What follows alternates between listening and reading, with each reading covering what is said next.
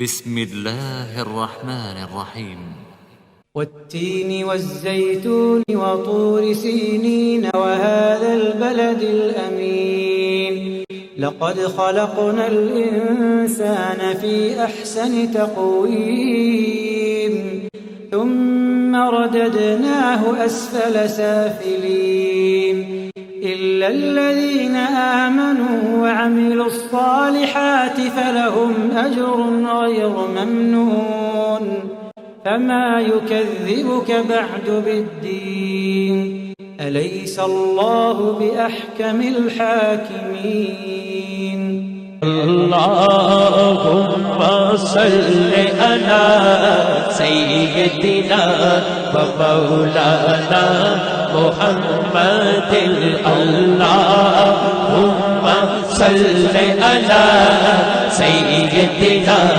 ومولانا محمد وعلى آله وصحبه وبارك وسلم اللهم صل على سيدنا ومولانا محمد.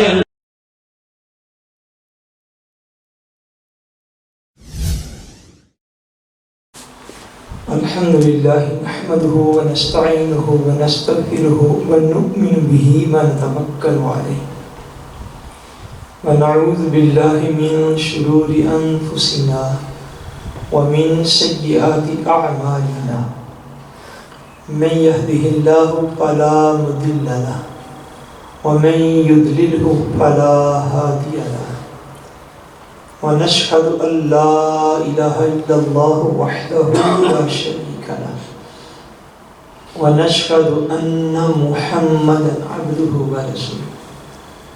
أما بعد أعوذ بالله من الشيطان الرجيم بسم الله الرحمن الرحيم إنما يعمر مساجد الله من آمن بالله واليوم الآخر وأقام الصلاة وآتى الزكاة ولم يخش إلا الله فعسى أولئك أن يكونوا من المهتدين.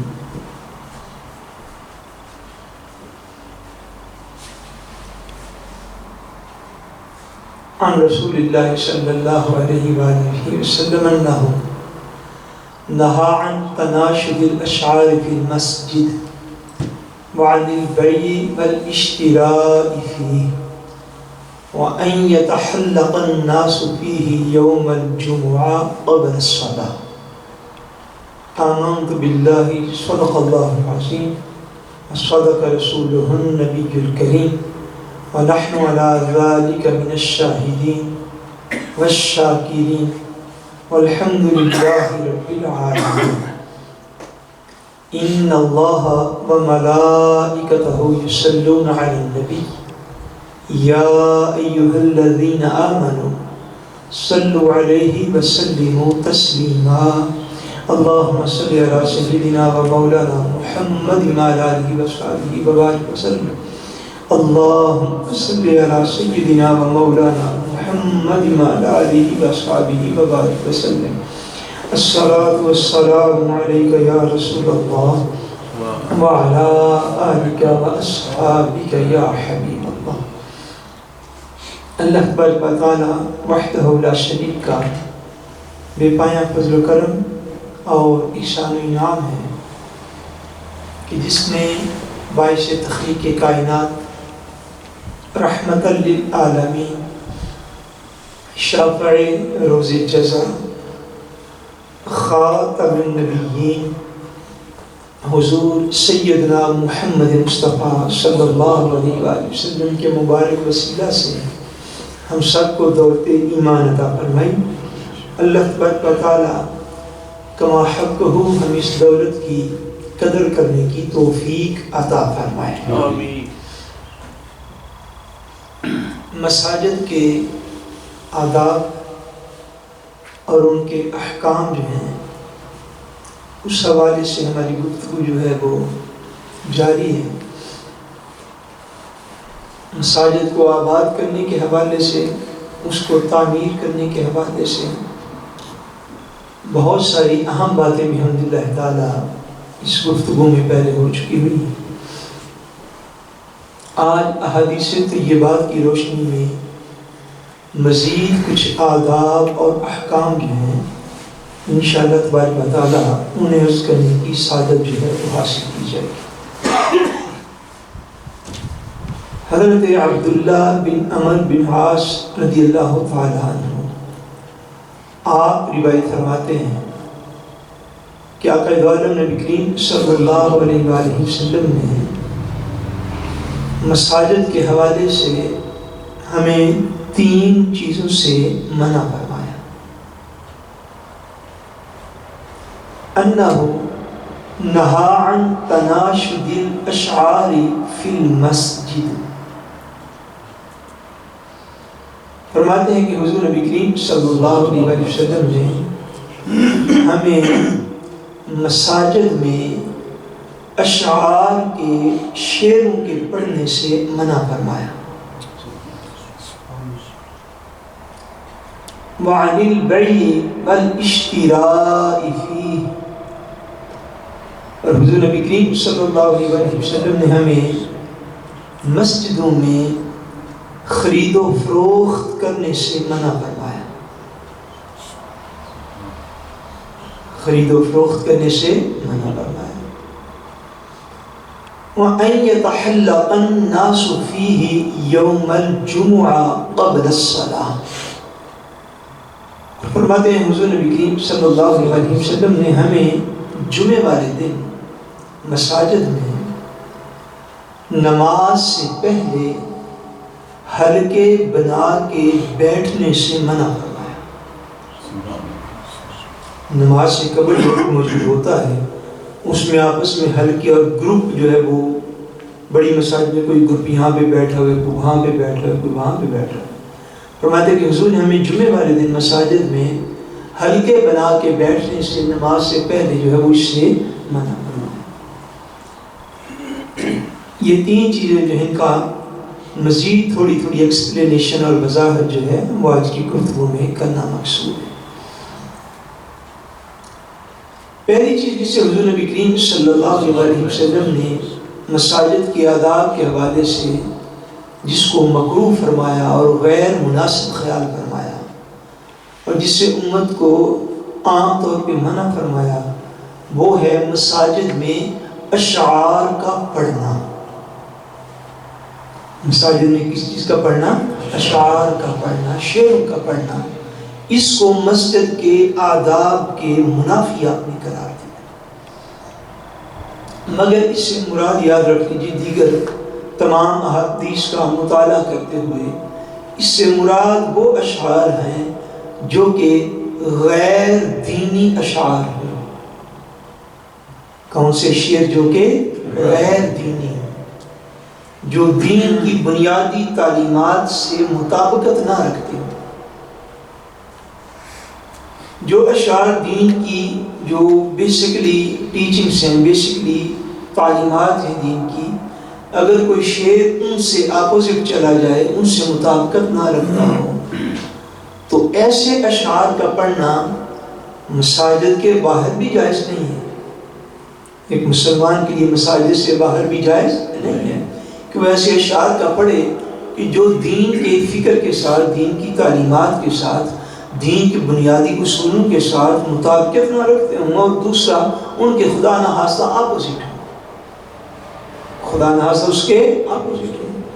ایسے اشعار کا پڑھنا تو مسجد سے باہر بھی مسلمان کے لیے جائز نہیں ہوتا، چاہے جائے کہ مسجد کے اندر خدا نخواستہ لوگ ایسے اشعار کا پڑھنا جو ہے وہ شروع کر دیں۔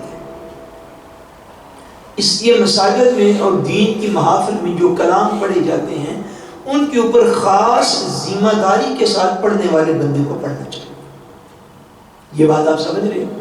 یعنی مساجد میں دین کی محافل میں جو اشعار پڑھے جاتے ہیں وہ قرآن مجید کے فکر کے مطابق ہونے چاہیے، چاہے جائے وہ پنجابی میں ہو، اس میں کوئی حرج نہیں، وہ اردو میں ہو، اس میں کوئی حرج نہیں، وہ عربی میں ہو، وہ فارسی میں ہو، وہ نارویجن میں ہو، وہ ڈینش میں ہو، اپنی اپنی مقامی زبانوں کے مطابق جو بھی اشعار مساجد میں دینی محافل میں پڑھے جاتے ہیں، یہ پوری ذمہ داری کے ساتھ انصارلی پرشون جو ہیں انہی کو پڑھنے چاہیے، یا کسی ایسے ذمہ دار بندے کو محفل میں موجود ہونا چاہیے کہ اگر کوئی کلام دین کے ساتھ مطابقت نہ رکھتا ہو تو وہ اس کلام پڑھنے والے کی اصلاح کر سکے۔ ادروائز عام جنرل حالات میں یا عام اشعار جو دنیا داری کے اشعار ہوتے ہیں، یا خدا نہ خواستہ جو عورتوں کے حوالے سے جو اس فکر کے اوپر مبنی اشعار ہوتے ہیں، یا ہر ایسا شعر جو دین کے فکر سے دور لے کے جانے والا ہوتا ہے، ان اشعار کا پڑھنا جو ہے یہ بالخصوص مساجد میں اس سے منع کیا گیا ہے، مساجد میں اس سے منع کیا گیا، بلکہ کہ حضور نبی کریم صلی اللہ علیہ وسلم نے دوسرے قسم کے اشعار کی طرف آ جائیے جن کا دین میں پڑھنا جو ہے جس کی اجازت دی گئی۔ حضور آگے تو جہاں نبی کریم صلی اللہ علیہ وسلم حضور علیہ السلام ایک دن مسجد مبارک میں تشریف فرما تھے، مسجد نبوی شریف میں، ایک شاعرہ کی خدمت میں حاضر ہوا۔ کون حاضر خدمت ہوا؟ شاعر حاضر خدمت ہوا کہ کہتے ہیں حضور میں آپ کو کچھ اشعار سنانا چاہتا ہوں، میں آپ کو کچھ اشعار سنانا چاہتا ہوں۔ حضور نے فرمایا شعر؟ فرمایا نہیں، ہم تم سے شعر نہیں سنیں گے۔ عرض کرتا جی مجھ سے آپ اشعار کیوں نہیں سنیں گے؟ حضور نے فرمایا مسجد سے باہر چلے جاؤ، ہم شعر نہیں سنیں گے۔ وہ کوئی ایسا شاعر تھا، وہ دل لگی والا، وہ مسجد سے باہر گیا، وہاں جا کے اس نے کلام پڑھنا شروع کر دیا۔ مسجد سے باہر نکلے بعد گلی میں کھڑے ہو گئے، اسے جس کو کہتے ہیں یہاں پہ جائیں، اس نے کہا جی میں آج سنا بھی جانا۔ وہ مسجد سے باہر چلا گیا، حضور کے فرمانے میں باہر کھڑے ہو کے گلی میں سے اونچا اونچا اپنا کلام پڑھنا شروع کر دیا۔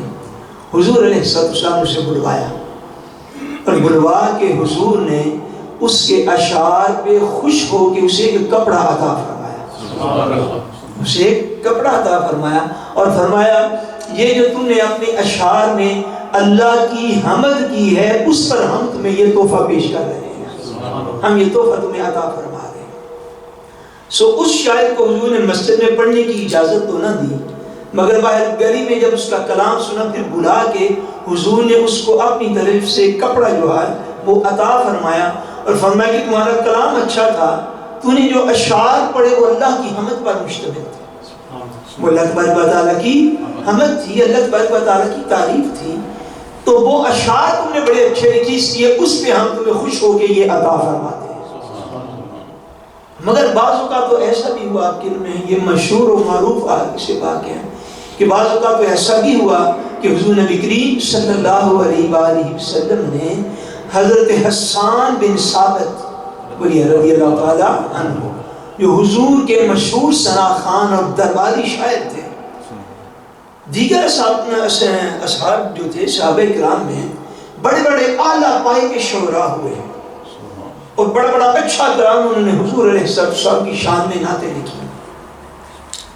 بلکہ اگر آپ اس طرف چلے جائیے تو حضور علیہ السلام کے خلفائے راشدین، ان چاروں خلفائے راشدین کے اشعار کی صورت میں کلام جو ہے وہ تاریخ اور سیرت کی کتابوں میں مل جاتے ہیں۔ اسی طرح حضور علیہ السلام کے ازواج مطہرات، ان کے کلام میں وہ بھی تاریخ اور سیرت کی کتابوں میں مل جاتے ہیں۔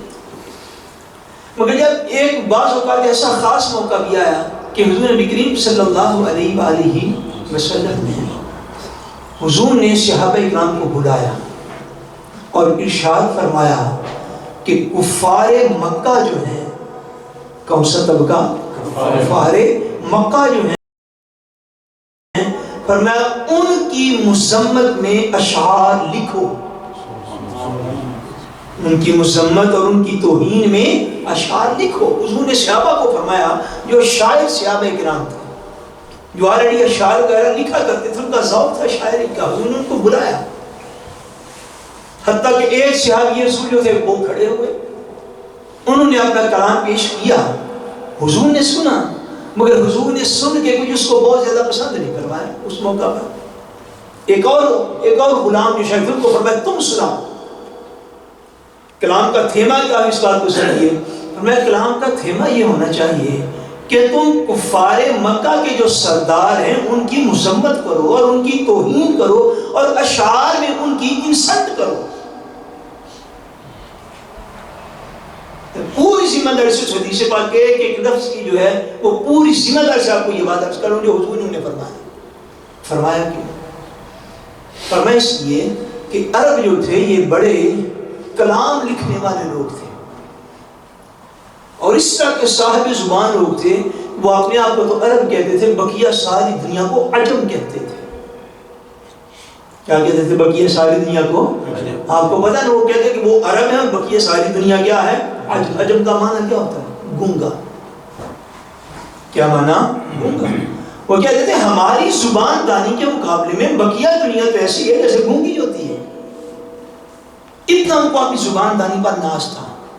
جب آقا غالب صلی اللہ علیہ وآلہ وسلم نے اس معاشرے میں اللہ کی توحید اور اپنی رسالت کا سبق دیا تو وہ جو کفار تھے ان کی ساری صلاحیتیں جو تھیں وہ اسلام کے خلاف اپنی استعمال کرتے تھے.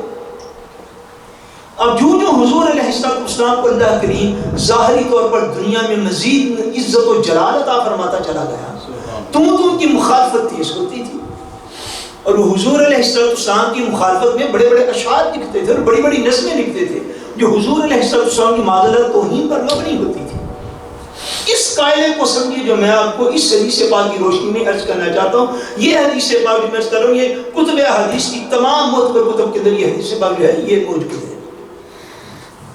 اب وہ لوگ جو حضور علیہ السلام کی توہین کرتے تھے اشعار لکھ لکھ کر وہ حضور علیہ السلام کی دل آزاری کا باعث بنتے تھے.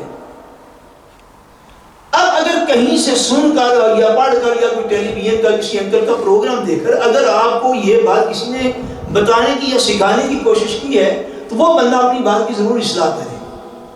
کفار مخالفت کریں, کفار تانے دیں, کفار حضور علیہ السلام کی توہین کریں تو اس کے جواب میں اس کے مقابلے میں آپ کو کوئی بندہ یہ سبق پڑے کہ اسلام کو بڑے امن کا دین ہے.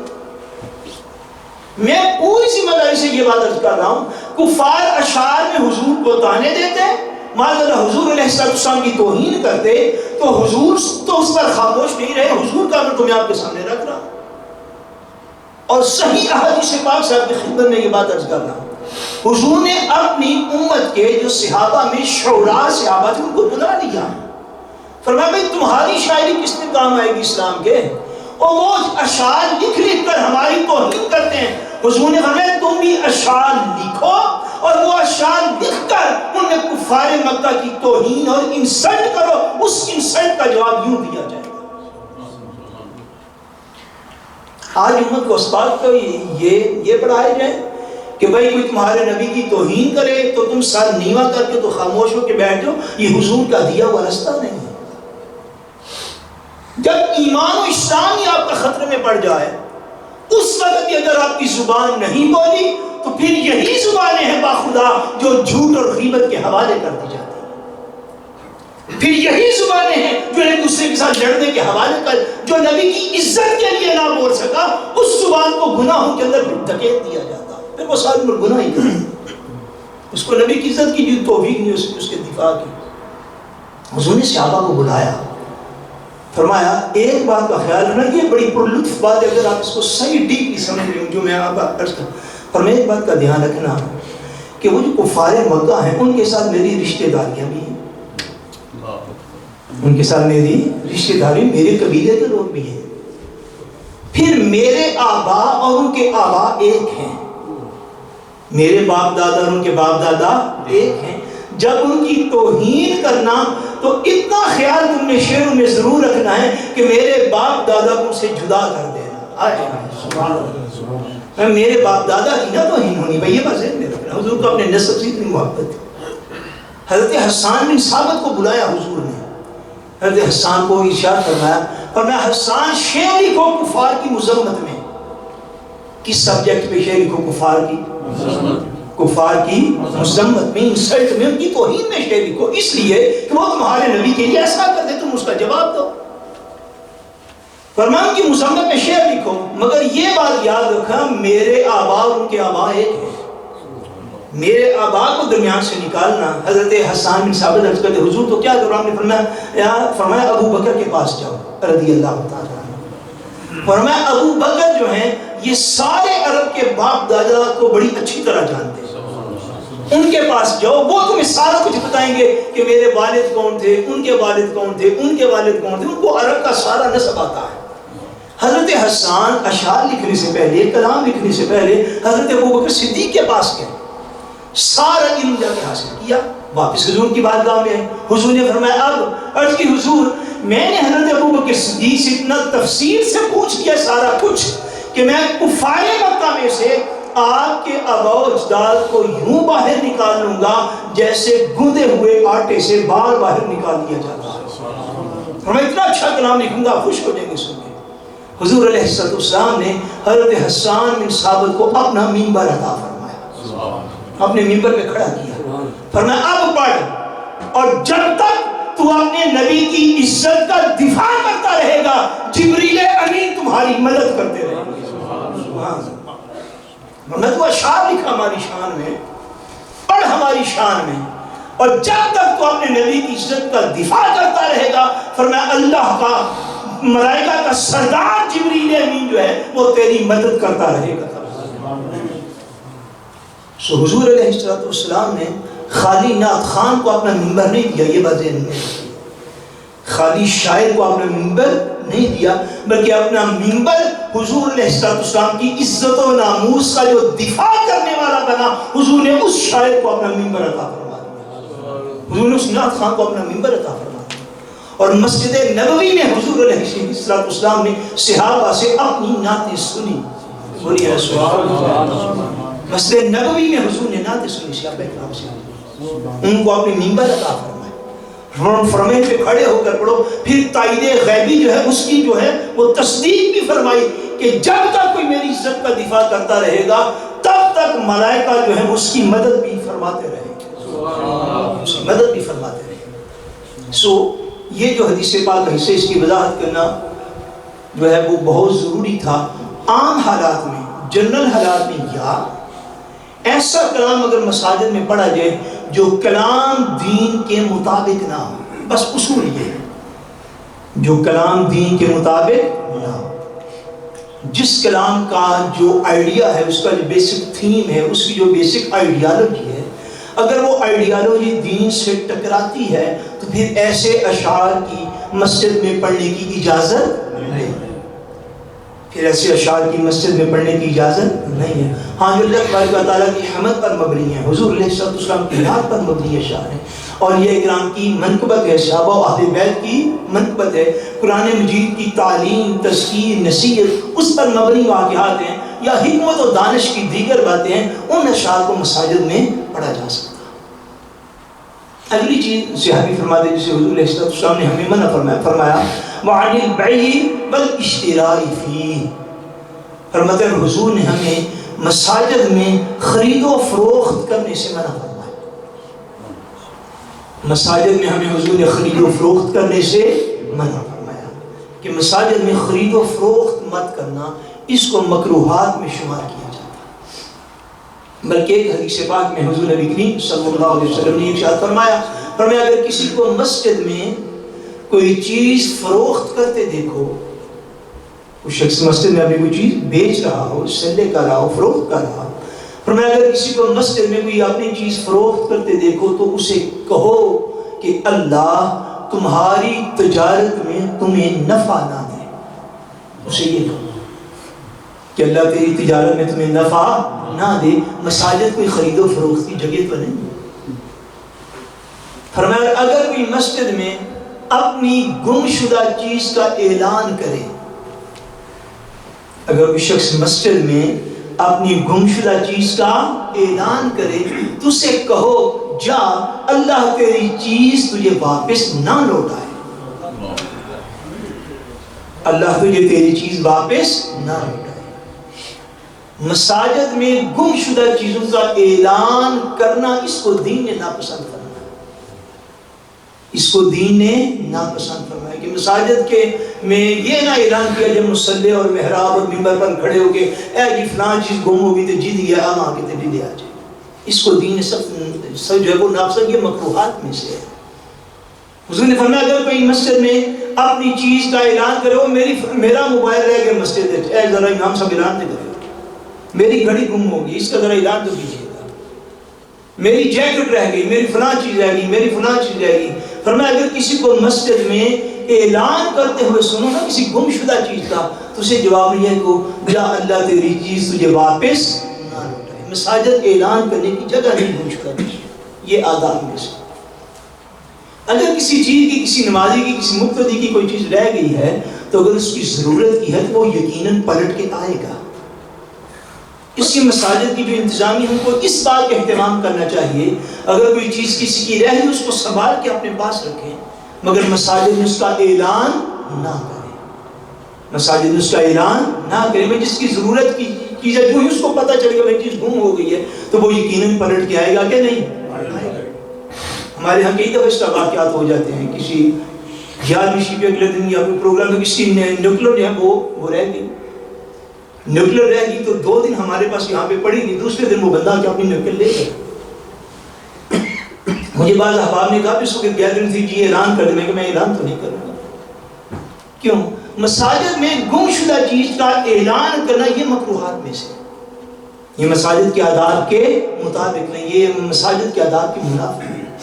تیسری چیز جسے حضور نبی کریم صلی اللہ علیہ وسلم نے لوگوں کو منع فرمایا، فرمایا ان يتحلق الناس فيه يوم الجمعة قبل الصلاة۔ فرماتے ہیں صحابہ تابعین فرماتے ہیں جنہوں نے صحابہ سے سنا کہ حضور نبی کریم صلی اللہ علیہ وسلم نے ہمیں اس چیز سے منع فرمایا کہ جمعے والے دن مساجد میں نماز سے پہلے لوگ حلقے بنا بیٹھتے ہیں، اس سے حضور نے ہمیں منع کیا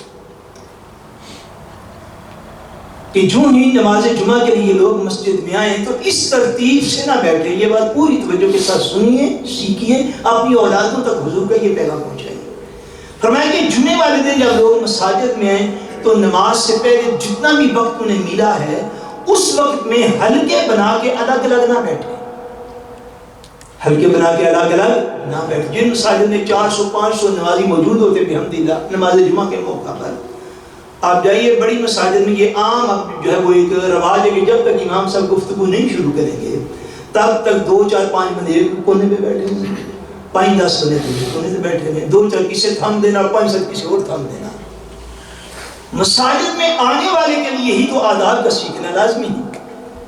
فرماتے ہیں حضور نے ہمیں باقاعدہ منع فرمایا نماز جمعہ کا ساتھ نام، یہ چونکہ یہ نماز جمعہ پہ لوگ ہیں وہ زیادہ جو ہے سازداری اکٹھی ہوتے ہیں، زیادہ جمع ہوتے ہیں، تب اس چیز کا امکان موجود ہے۔ فرمایا کہ حضور نے ہمیں منع فرمایا کہ جمعے والے دن مساجد میں نماز سے پہلے حلقے بنا کے گروپ بنا کے مت بیٹھو، گروپ بنا کے مت بیٹھو۔ کیوں؟ اس لیے نہ بیٹھو کہ جو وقت میں اللہ تبارک و تعالیٰ نے عطا فرما دیا ہے اس وقت میں بیٹھ کے اللہ تبارک و تعالیٰ کا ذکر جو ہے وہ کرو۔ یہ بات خاص سمجھنے والی ہے کہ جو اللہ کریم تمہیں مسجد میں وقت عطا فرما دے اس وقت میں بیٹھ کے کیا کرو؟ اللہ تبارک و تعالیٰ کا ذکر کرو۔ جیسے پچھلے جمعہ المبارک پہ میں نے حدیث پاک عرض کی، حضور علیہ السلام نے ارشاد فرمایا جو مساجد ہیں وہ اللہ کے ذکر کے لیے بنائی جاتی ہیں۔